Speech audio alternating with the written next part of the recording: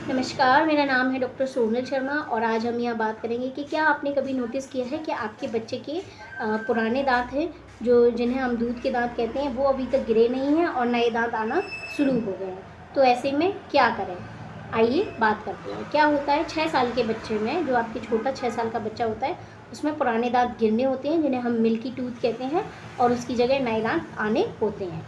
लेकिन कई बार किसी बच्चों में देखा गया है कि पुराने दांत गिरते नहीं हैं और नए दांत शुरू हो जाते हैं। तो ऐसे में क्या करना चाहिए, जैसा कि पिक्चर में दिखाया गया है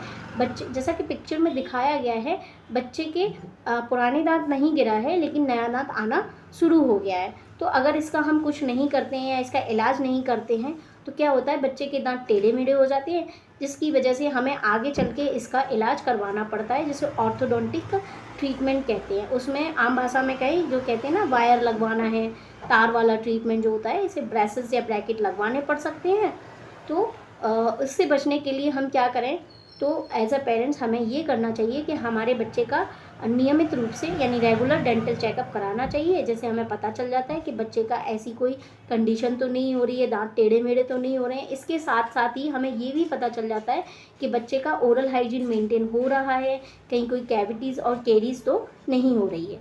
और अगर बच्चे के दांत टेढ़े मेढ़े रहते भी हैं लाइक किसी वजह से, या ये जो है सक्सीडियल टूथ जो है आने वाले होते हैं, किसी भी वजह से अगर वो भी रहे टेढ़े मेढ़े, तो वो समय रहते ही ठीक हो सकें।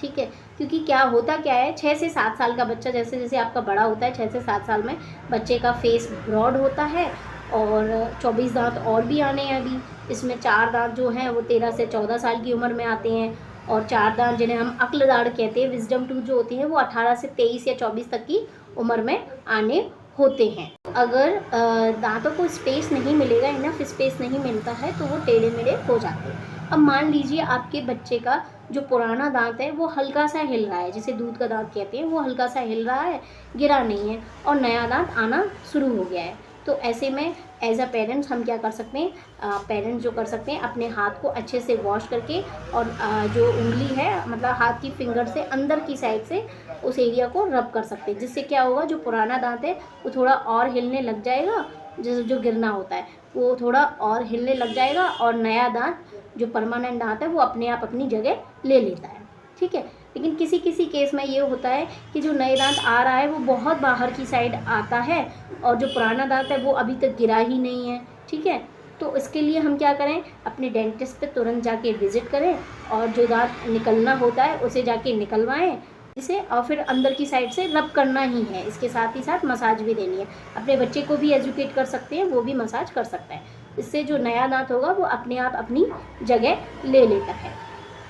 क्योंकि क्या होता है, बच्चे का जॉ साइड है जो ब्रॉड होगा, नया दांत आएगा और प्राइमरी टूथ गिरेंगे, तो क्या होता है जो नया दांत है वो अपने आप अपनी जगह ले लेगा जब दांत निकलवा लेंगे उसके बाद। कभी कभी ऐसा भी होता है कि दांत का साइज़ बहुत बड़ा होता है लेकिन स्पेस जो है, जो जबड़े की स्पेस है वो कम रहती है, तो जिसकी वजह से दांत इनफ स्पेस में मतलब इनफ स्पेस नहीं उसको मिल पाता है, तो दांत टेढ़े मेढ़े भी हो जाते हैं। तो हमेशा इसके लिए यही है कि अपने बच्चे का डेंटिस्ट के पास रेगुलर चेकअप करवाएं।